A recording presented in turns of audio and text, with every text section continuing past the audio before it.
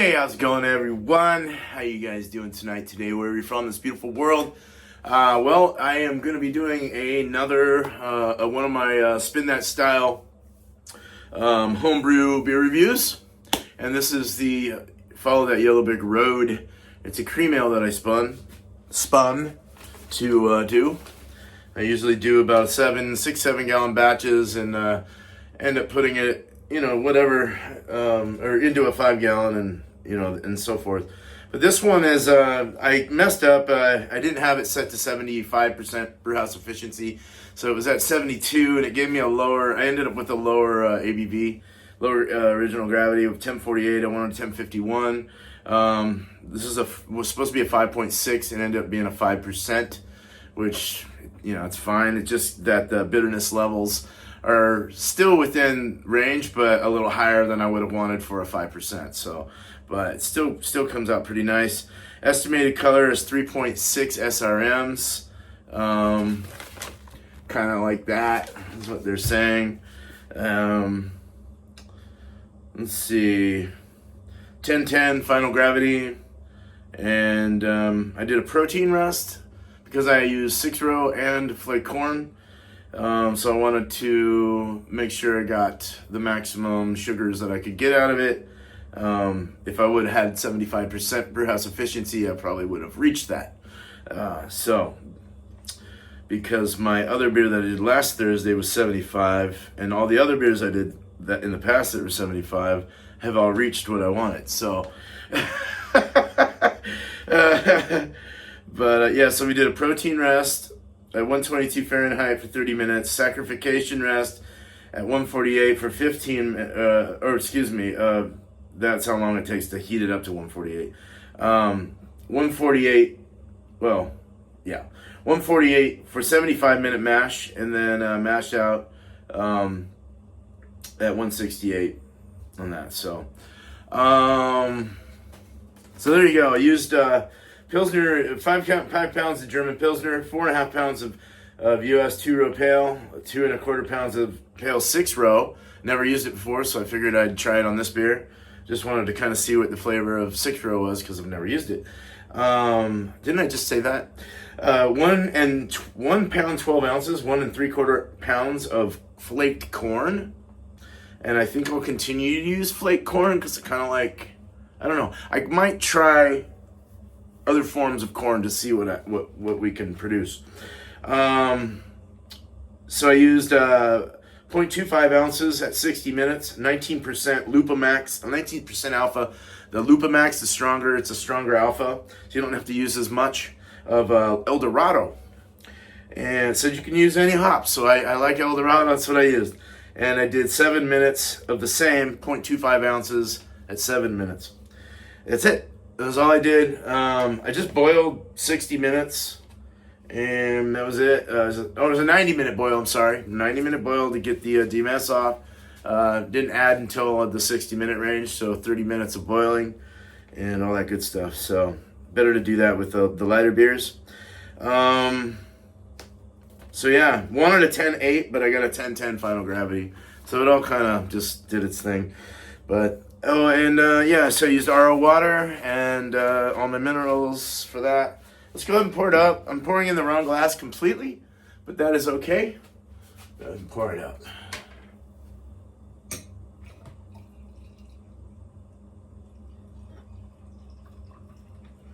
Pour it aggressively because my carbonation it's been in for about 2.5 weeks lagering for 2.5 weeks. I had force carbed it, and it's been at 30 psi for about 48 hours, and then I've had it down to about 11 psi or so, 10 to 11, 12 psi on serving. The head is definitely, at the moment, the carbonation I think needs to be a little heavier. I think I need more carbonation, more pressure's fine, but the carbonation's just not there yet. But it's still got a nice presence of carbonation in the mouthfeel. That is the beer. So it's a little more dirty gold than what they showed. got a nice clear, I would say clear. I wouldn't go into the brilliant, but to be honest, when I first poured it, after the 30 psi, and then I poured it because it was carbonated. I poured a little out, and it might be because I'm getting towards the end of the keg. Well, I'm about like halfway, so it shouldn't pull up anything from the bottom. I got a floating dip tube that I use, so. But it poured out hella cleaner than this, so it was actually brilliant. But I'm okay with this. This is fine. It's totally fine to have this. I think even with BJCP, I think they would be fine with it as well, as far as the look of it and the haze and all that stuff. It's not really a haze. It's just kind of like this weird little glare, and it could even be the glass. It could be the glass. In fact, let me pour it in this.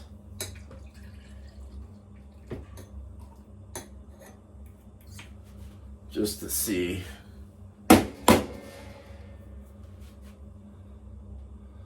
So, I mean, you can see the carbonation's there.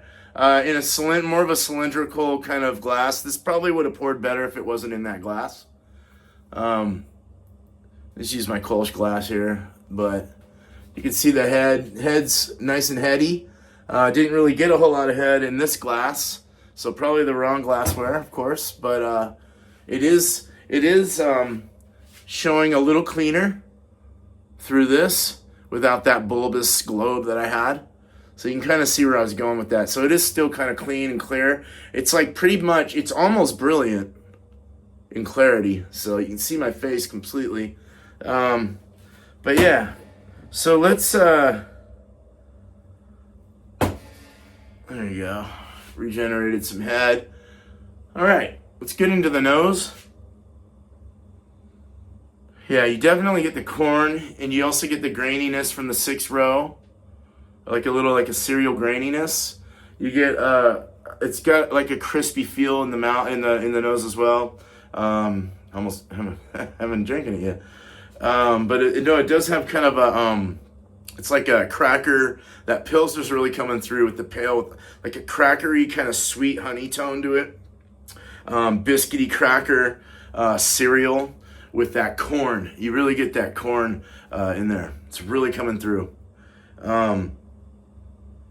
You get a slight, you don't get any of the El Dorado hops. Those are all bitter and just to offset the balance of sweetness, but of the malts. But you do get like a very beery kind of, I know that's a weird word, but you get kind of a beery kind of smell. Smells like that of like a Miller product or something like that. Very clean though, very nice. And it also has a little bit of that I used a thiolized yeast from Omega, the Star Party. It's basically a thiolized Chico wet yeast. So it's the same yeast they use with Sierra Nevada's Pale Ale and all that stuff. A lot of people use Chico or US05 or whatever the hell. But yeah, so as far as the dry yeast goes. So you get a little lemon. There's a little bit of a little snappy, like kind of lemony, kind of like guava, dirty, like earthy kind of lemon with that corn and all the other stuff. All right, I'm done. Let's drink this. Cheers.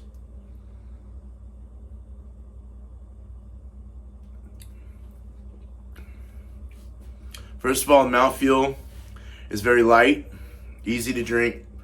Quaffable as hell, super drinkable, not watery, but very light. Still has the flavors, everything that you're looking for in a beer. Tastes a lot like that of like, I would say like on the, Coors or Miller, some kind of post-prohibition-y kind of like lager or something. It's just the feel you get, yeah. But really good because it was a homebrewed one. It's better because I did it. No, I'm just kidding.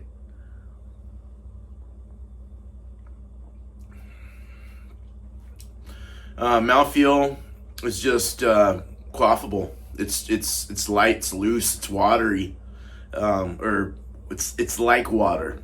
Still has flavors. Still get that like a slight tropical with the like a little weird like guava-y like guava like earthy kind of thing or something. Now it's weird.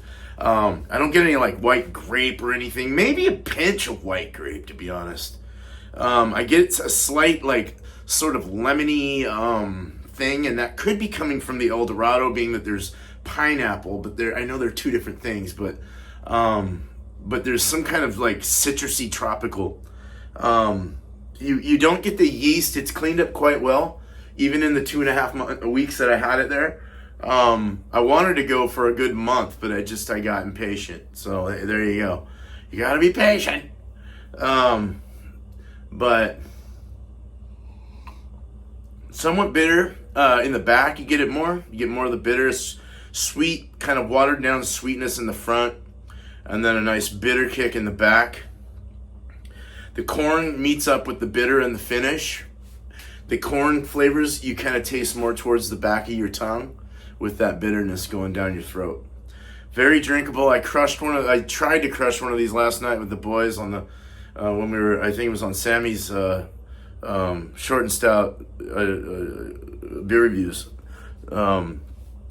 He had his lab going, and we all crushed one there, or it could have been on Miscellaneous Brew Reviews channel too. I can't remember, but yeah, super nice. Goes down really well. Very fun one to have, and a good one to have on the side as a side beer. Something light, easy to take down. You're not totally getting ripped while you're doing your live streams or whatever the hell we're doing.